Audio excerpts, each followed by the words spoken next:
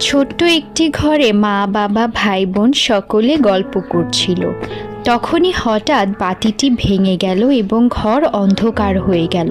সবাই ভয় পাচ্ছিল, কেউ দরজাটিও দেখতে পাচ্ছিল না।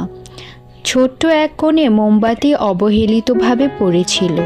তখনই সে জ্বলে উঠল এবং তাদেরকে সাহায্য করতে চাইল।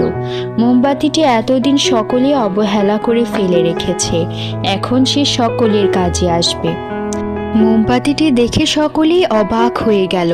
ঘরের কোণে অবহেলিত মোমবাতিটিও তাদের উপকারে আসবে তারা ভাবতেই পারছিল না।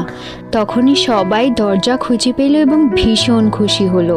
সকলে মোমবাতিটির যত্ন নেওয়া শুরু করল। ঘরের ফেলে রাখা ছোট্ট জিনিসগুলো অনেক কাজে আসে, তাই কোনো জিনিসকেই অবহেলা না করে যত্ন সহকারে রেখে দিতে হয়। ছোট্ট সোনামণিরা, তোমরাও কিন্তু কোনো জিনিস যেখানে সেখানে ফেলে রেখো না, সব কিছুরই যত্ন নিও।